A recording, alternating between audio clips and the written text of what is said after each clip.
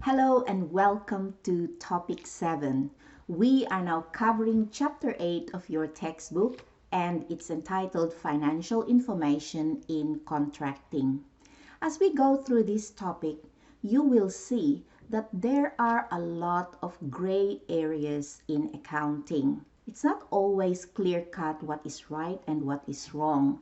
And so it opens a lot of room for temptation. And so I'd like to start with this saying, watch out for temptation. The more you see of it, the better it looks. However, there is a very good promise despite this in the Bible. The Apostle Paul writes in 1 Corinthians chapter 10, verse 13. This is one of my favorite Bible quotes. It says, "No temptation has overtaken you except what is common to mankind. And God is faithful. He will not let you be tempted beyond what you can bear. But when you are tempted, He will also provide a way out so that you can endure it." Let's pray. Our gracious Father in heaven, we are so grateful, O Lord, for your promise through the Apostle Paul that you will not allow any temptation that we can't bear, and you will always provide a way out. Lord, as we start this topic and as we go through each and every learning objectives, I pray that each one of us, the students in particular, will be able to discern right from wrong, despite the many gray areas that they will be facing in the course of their career. And may we always look to you for an example, and we pray too for the Holy Spirit to fill each one of us. Give us wisdom from above, O Lord. We ask this in Jesus' name. Amen. All right, in topic 7, we are going to have 6 learning objectives. The first 4 learning objectives are very much interrelated, and so we will discuss this in part A of this lecture. Then, in the last part, we will go through learning objectives 5 and 6. So, let's start with learning objective 1. Here, we will understand what conflicts of interest arise between managers, shareholders, lenders, or regulators. So let us start with the concept of conflicts of interest in business relationships. Conflicts of interest arise when one party can take actions for his or her own benefit that could harm another party in the relationship. So they arise anytime one party makes a decision that affects another, and the decision maker is prone to consider his or her own welfare above the other parties. Most of the time, it's self's best interest that will prevail in this context. This happens most of the time when, for example, a manager will choose something that will benefit him or her more than, for example, the shareholders or the debt holders, because the company is borrowing money from the creditors, the debt holders, or they are using the capital provided by the shareholders, the equity owners of the business. So if the manager acts in his or her own best interest to the detriment of the other parties, debt holders or shareholders, then there is conflict of interest.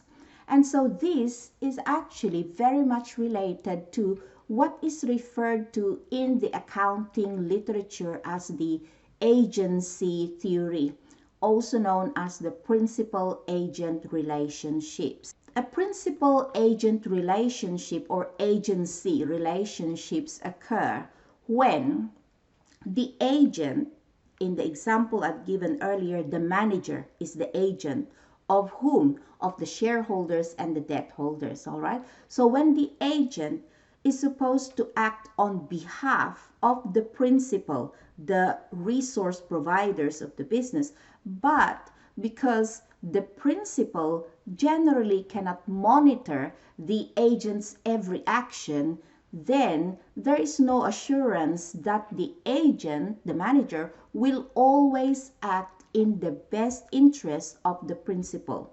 The cost that arises because of this relationship, this principal-agent relationship, is called an agency cost. And it's important to note that whilst the principal normally bears the agency cost, it's not always the principal alone that will bear the cost. This agency cost could also be borne by the agent.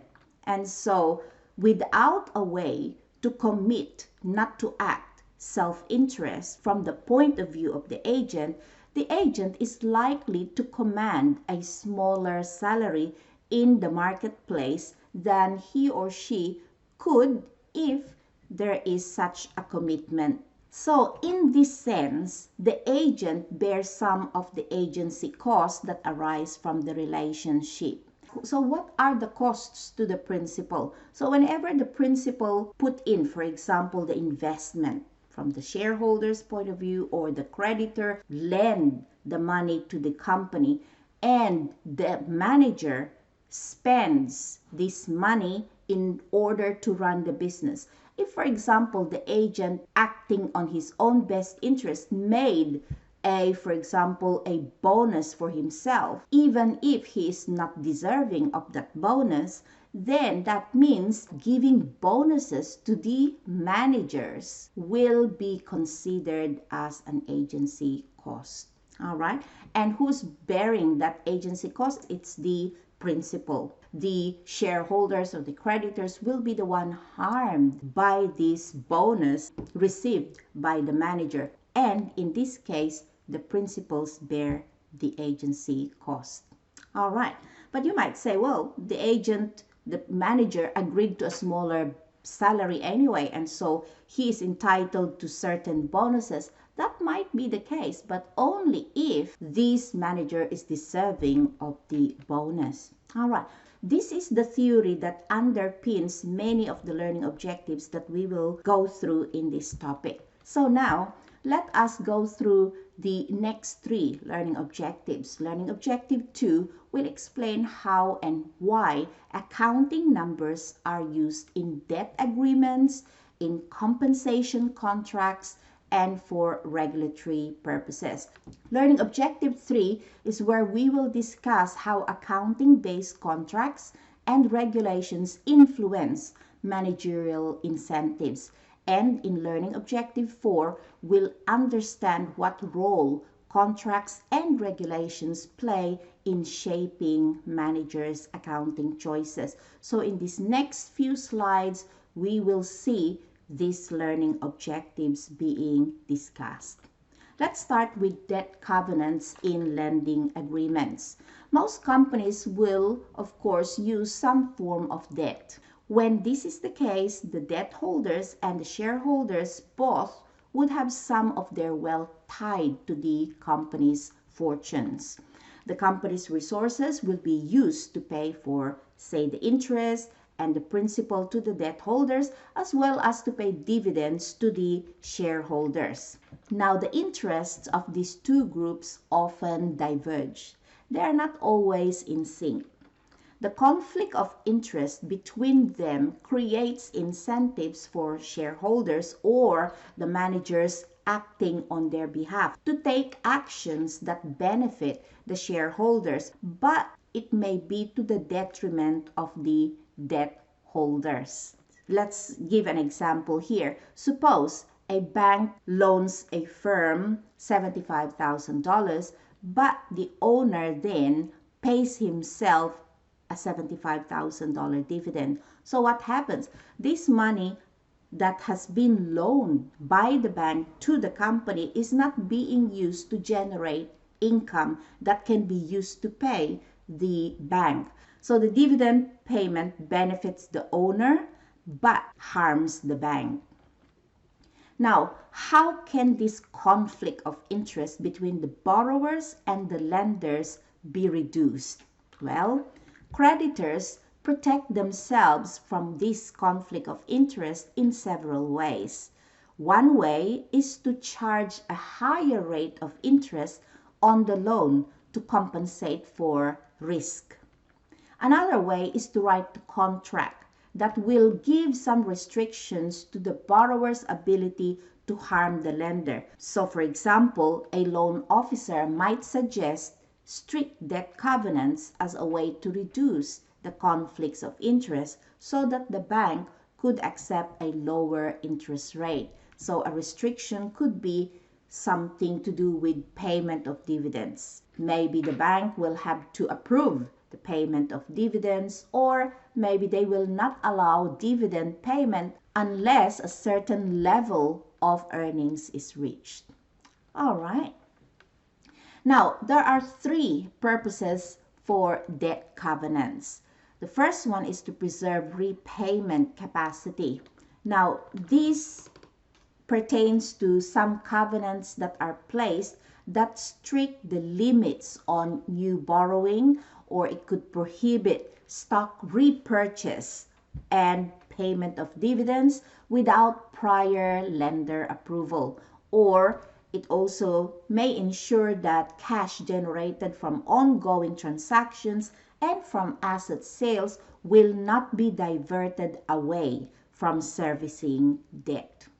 The second purpose of debt covenant is to protect against credit damaging events.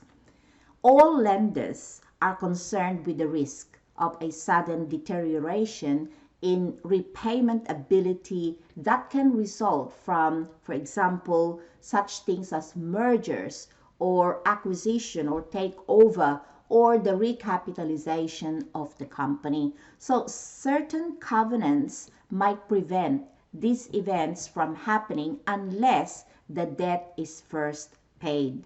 So the interest might be adjusted upward, or prior lender approval might need to be obtained before such things like mergers, acquisition, takeovers will be allowed. The third purpose of that covenant is to provide signals and triggers. Signals like, for example, declining sales and profits or diminished operating cash flows or other facets of the business that signal increased repayment risk ensure the steady flow of information from the borrower to the lender. So, for example, lenders might often require the submission of periodic financial statements so that they can monitor for such things as declining sales and profits. Triggers are also used to determine when a significant deterioration has taken place. They would usually result in additional rights for the lender. So, for example, if an interest coverage ratio falls below a certain minimum level, then the lender might be able to gain a representation in the board of directors of the firm, or they might gain the right to veto certain transactions, or they might disallow the payment of dividends, or even the right to demand repayment. So triggers bring the borrower and the lender back to the negotiating table, and this places the lender in a better position to control the agreement. Let's have a look at some of the examples of these debt covenants. We have either affirmative or negative covenants. We'll start with the affirmative covenants. Affirmative covenants stipulate the actions the borrower must take. Examples may include using the loan for the agreed upon purpose, definitely not for dividend payment. It may also include providing periodic or audited financial statements or complying with financial covenants like the times interest coverage. It should also put something that will ask the company to comply with the laws, the relevant laws, or allowing the lender to inspect the business assets and the business contracts and maintaining business records and business properties and carrying insurance on them. The financial covenants also will define certain financial terms and ratios and it will provide restrictions on the values these ratios may have. So here is an illustration of an affirmative covenant. A loan agreement involving TCBY Enterprises, which stands for the country's best yogurt, as the borrower, will require the company to provide annual audited financial statements. TCBY's loan agreements do not stipulate the accounting methods to be used when preparing the financial statements, except that they must comply with the generally accepted accounting principles. So here's the example of TCBY's affirmative covenant. It says the company will furnish not later than 120 days after the close of each fiscal year consolidated balance sheet, income statements, and statement of cash flow, and such other comments and financial details as are usually included in similar reports. Such reports shall be prepared in accordance with GAAP and shall be audited by independent certified public accountants of recognized standing and shall contain unqualified opinions. So that's an example of an affirmative covenant. Now, an affirmative covenant in a loan agreement might include a requirement to maintain a fixed charge ratio of, say, for example, greater than 1. So the fixed charge coverage ratio is defined simply as net income plus non-cash charges divided by current maturities plus dividends plus replacement capital expenditure, CapEx. So here is an illustration of fixed charge coverage ratio and how this might limit the company's ability to pay dividends. Let's say TCBY had a net income of $50 million, non-cash charges of $35 million, current loan maturities of $40 million, and replacement CapEx of $30 million.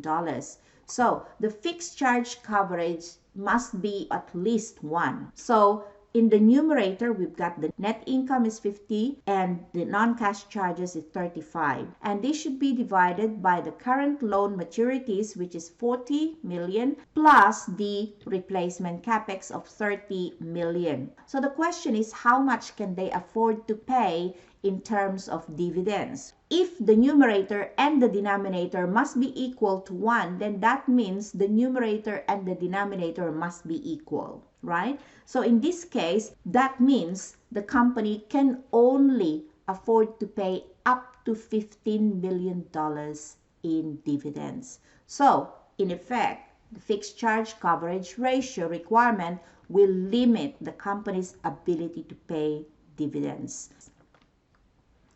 All right, let's now look at negative covenants. Negative covenants tend to be more significant and more intensely negotiated than affirmative covenants because they restrict the borrower's actions.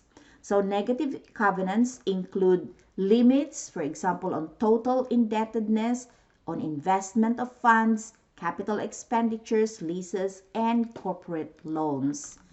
It also will include restrictions on the payment of cash dividends, the share repurchases, like those of treasury stocks. It will also put restrictions on mergers, asset sales, voluntary repayment of other indebtedness, and new business ventures. All right, so let's talk about default. Now, the events of default section of a loan agreement normally will describe the circumstances in which the creditor obtains additional rights. So situations commonly leading to default will include such things as, of course, failure to pay the interest or principal when they are due. That's very important.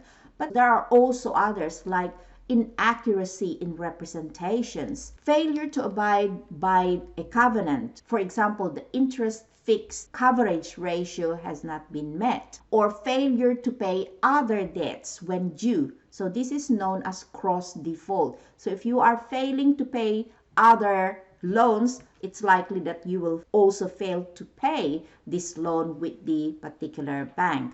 or any impairment of collateral. So for example, an asset like the building is used as a security or collateral to borrow, and that asset has been damaged by fire, for example, then that would mean a default. All right. Change in management or ownership. So for example, there's merger or takeover.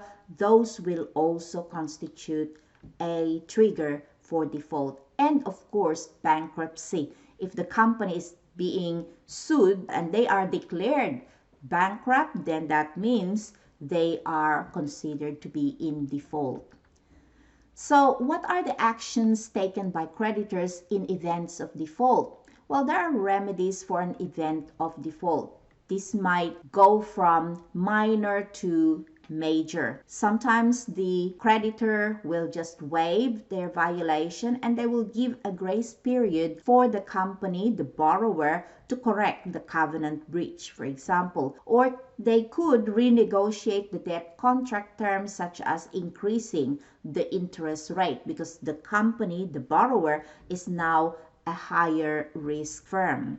The creditor could also seize their collateral. They might take over the building that has been used as security, or they could accelerate the maturity of the debt. It could be that the debt is due in 5 years. They might say, all right, you'll have to pay us within a year. Or the creditors themselves could initiate bankruptcy proceedings. So the remedies depend on the severity of violation, and it ranges from minor to extreme. So waiving violation, giving grace period is a minor, but of course the extreme would be bankruptcy and accelerating the repayment.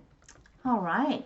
Now let's have a look at the mandated accounting changes, because these sometimes will trigger debt covenant violation. So here is an example. Following is a summary of the financial covenant requirements under the unsecured credit facilities and the calculated amount or ratios at 31st December 2005. It's showing that there is a requirement for minimum net worth. As per covenant, it's 6,420 million.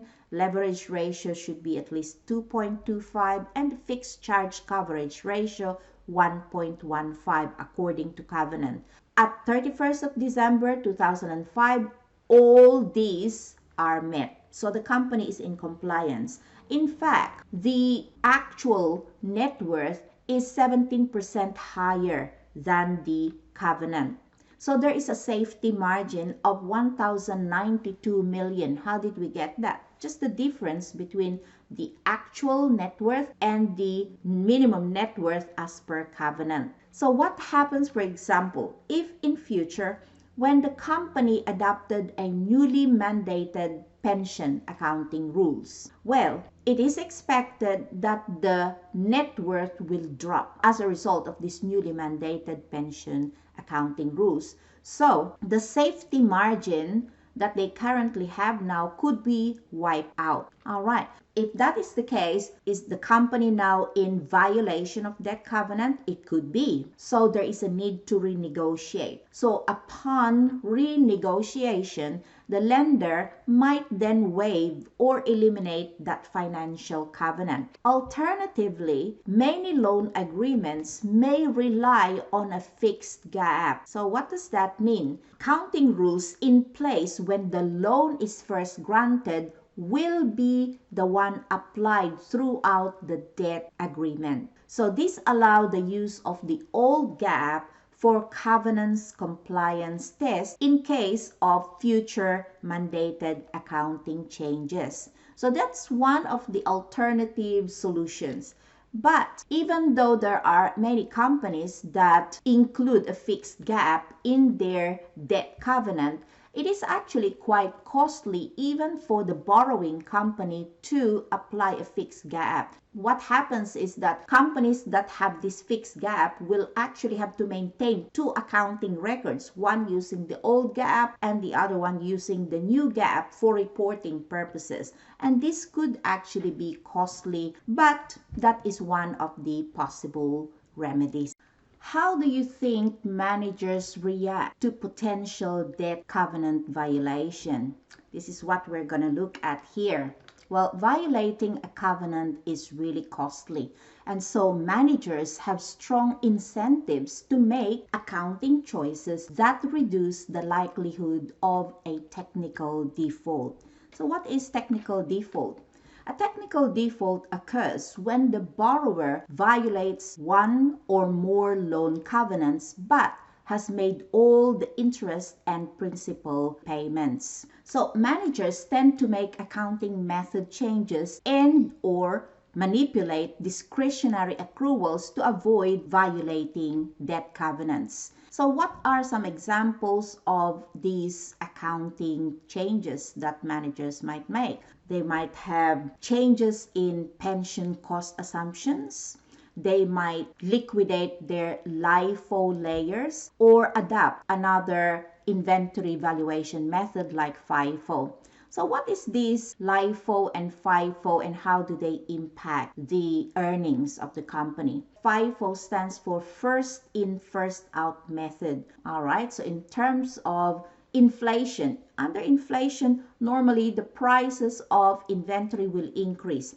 So if they use first in, first out, that means the goods that they have bought at a cheaper price will be used first or sold first. As a result, what will happen is that their expenses could be lower and therefore their earnings could be higher. In terms of liquidating LIFO layers, so if they were using LIFO before, that means that they have always been expensing the cost of the goods at a more expensive price because that's last in, first out, right? So they do have some extra layer of protection in terms of the cost of those kept in their inventory being cheaper. All right, and that's what they are referring to as LIFO layers. So if they liquidate those LIFO layers, again, what will happen is that their earnings will be better. So these maneuvers may increase the earnings or it may improve the balance sheets in the short run, but they can mask deteriorating economic fundamentals. And so it is important for the readers of the financial statements to be able to recognize and understand these incentives and their effect on managers' accounting choices. So if the purpose of the management is to change the accounting methods in order not to violate the debt covenant and to manage the earnings, then that is not appropriate. All right, a violation on debt covenant is not only disastrous for the reputation of the management, but it also has a huge impact on their compensation. And that's what we are looking at in the next few slides. So, how do executives get paid? Figure 8.1 shows us the CEO compensation mix. Notice that there are three types of compensation here: the base salary, the long-term incentive, and the annual incentive. And you can see from this figure that in 1985, about 55% of the compensation of top executives comprise salary. 28% is their long-term incentive and only 17% represents the annual incentive. Have a look at this when we compare it later. At the turn of the century in 2000, the salary is only 21%, long-term incentive is 66%, and annual incentives 13%. But you can see in 2015 that the salary only comprised 12%. The long-term incentive is at a whopping 69% and 18% for annual incentives. So, what are base salaries? Base salaries are typically dictated by the industry norms, by the size of the company, of course, and by the executive experience and specialized skills. So the more highly skilled, highly experienced, the bigger the companies, the more likely that the executive will get a a higher base salary.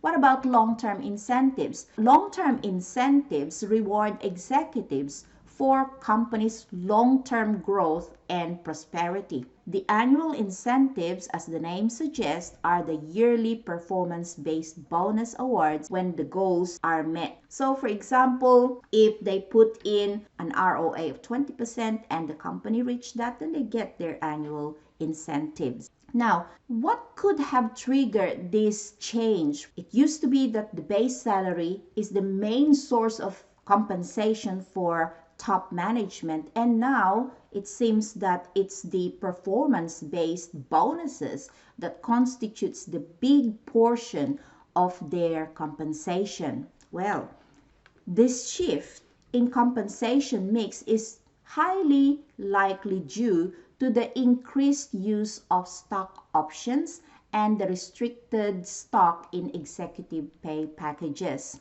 One big reason for the shift in the mix of these compensation has to do with the addition of Section 162M of the IRC, the Internal Revenue Code, in 1993. So this section of the IRC limited the deductibility of non-performance-based compensation of any covered executive to $1 million per year.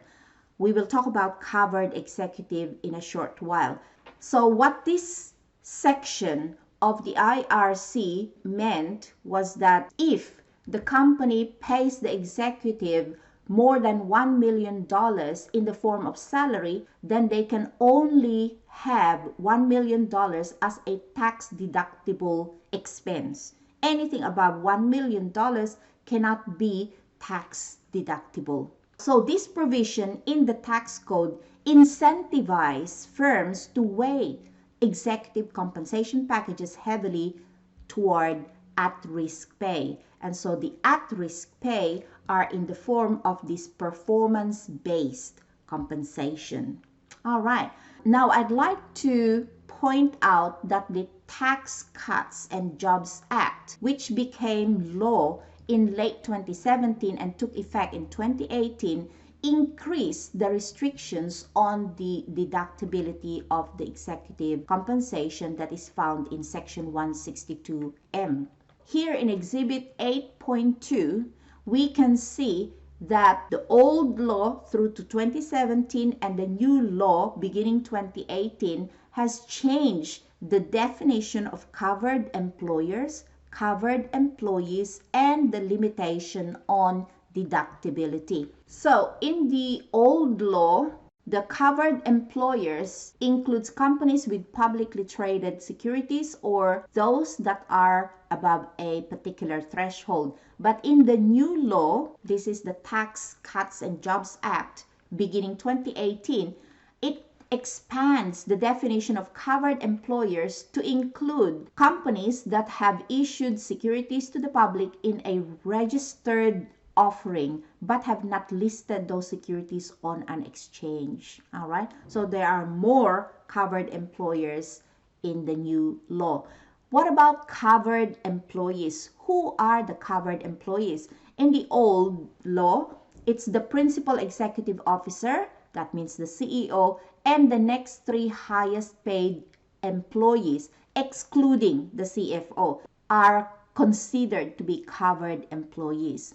But in the new law, it eliminates the CFO exception. So that means the CFO now is considered a covered employee. And who else are covered employees in the new law? It includes the CEO, the CFO, plus three highest paid employees or executive. And in the old law, the covered employees determined are changed each taxable year. But in the new law, any individual who is a covered employee for any taxable year beginning from December 31st, 2016 will continue to be a covered employee forever. And this is an important bit of the new Tax Cuts and Jobs Act, limitation on deductibility. It used to be that covered employees will have at least that 1 million for any covered employee that is tax deductible. And certain performance-based compensation and commissions are not subject to limitation. All right? In the new law, the exception of performance-based compensation and commissions is repealed. What the company used to do, because there is a 1 million cap on non-performance based compensation, they pay their executives more performance based compensation. But this exception is actually being repealed, which means that basically it's the total compensation that is being looked at. So if you exceeded $1 million in compensation for these top executives, they are no longer tax deductible. All right. However, there is a proviso here. The IRS issued a transition rule allowing the exception of performance-based payments under written contracts in effect on November 2nd, 2017 and not subsequently modified. So if there are already contracts stipulating the compensation as of 2nd November 2017, this will not be affected by this new law until after the contract is completed. All right? With this incentive for more at-risk pay removed, it is likely that there will be a shift back towards salary as companies adjust to the new law. All right, let's have a look more at the annual or short-term incentives, or how an annual bonus formula works. Here in figure 8.2, we will see a common bonus structure. So normally, there is a minimum threshold. This is also known as the gate. If the company did not meet the minimum threshold, then there won't be any bonus payout. But as you can see, the bonus payout increases with the performance. So there is a target and there is, for example, a maximum threshold. And the bonus could increase at a higher rate when they have exceeded the target but below the maximum threshold. Then when the company reached that maximum threshold, the bonus payout is capped. Now, the long-term incentive mix for management compensation is shown in figure 8.3. So as you can see, there are three types of long-term incentives: the stock options, the restricted stock, and the performance-based pay. The stock options give the holder the right to buy company shares at a stated price for a future period. The stock options become more valuable as stock prices rise, of course. So the holder, the top executive, will have an incentive to increase shareholder value as measured by the stock price. The next type is restricted. The restricted stock is typically an award of stock that is non-transferable, or it's subject to forfeiture for a period of years. The most prevalent restriction is one of continued employment. So if the executive is no longer employed by the company, this restricted stock will be given back to the company. The third type is the performance-based pay plan. This requires the manager to achieve a certain multi-year financial performance goals. For example, they might require a 3-year average ROE, return on equity, of 20% in order for the performance-based pay to be awarded to the executive. And as you can see in figure 8.3, in 1995, 68% of the long-term incentive compensation pertains to stock options, 19% restricted stock, and only 13% is performance-based pay. Again, if you compare that with 2013, the mix has totally changed. The stock options is only 25%, 22% restricted stock, and more than half of the executives' long-term incentive are actually performance-based pay. So now I'd like to introduce you to this Dodd-Frank Wall Street Reform and Consumer Protection Act. This was signed by President Obama and passed by the Congress in 2010. Dodd-Frank mandated a non-binding shareholder vote on executive compensation plans at least once every 3 years. Let's look at proxy statements and executive compensation now. The annual proxy statement, which is the notification of the annual shareholders meeting filed each year to the SEC, must actually include the following disclosures. Number one, the compensation payments and awards made to the 5 highest paid executives of the company and any new executive compensation plans. Remember that the covered employees are the CEO, the CFO, and the 3 highest paid executives. So the 5 highest paid executives' compensation payments and awards must be included in this annual proxy statement. The second one that must be included in the disclosure is the criteria used in reaching executive compensation decisions. It should also include the relationship between the company's compensation practices and their performance. And it must also include a compensation discussion and analysis, a CD&A, which is very similar to the MD&A, the management discussion and analysis that is filed in the 10K and the 10Q filings. Remember that the 10K filing to the SEC is the filing of the annual reports. 10Q filings is the filing of the quarterly reports. Now, in addition to the CD&A, firms provide detailed disclosure of 3 broad executive pay categories for the CEO, CFO, and the 3 most highly paid executives. Number 1, in terms of their compensation currently paid or deferred for the current fiscal year and the 2 preceding years, including stock options, restricted stocks, and any other forms of compensation that are parts of the executive's pay plan.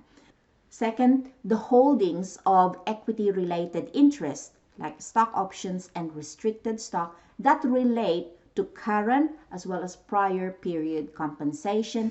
And third, retirement and other post-employment compensation. So this includes pensions, healthcare benefits, and benefits payable in the event of a change in control. This is sometimes called the golden parachute payment or the golden handshake. Because if the top executives are asked to leave, for example, in terms of mergers, acquisition, they're no longer required, many contracts will actually have stipulation for a golden handshake or a golden parachute. So that means they will be paid out a handsome amount. Now, another thing that this Dodd-Frank Act has required is this disclosure of the median pay in the organization and the CEO pay ratio. This is simply the ratio of the chief executive's compensation to that of the median employee. So, as might be expected, the ratio would depend on the size of the organization. So, for example, for companies that have revenues less than 500 million, the average CEO pay ratio would be 20:1. So, that means the pay of the CEO is 20 times more than the median average employee's pay.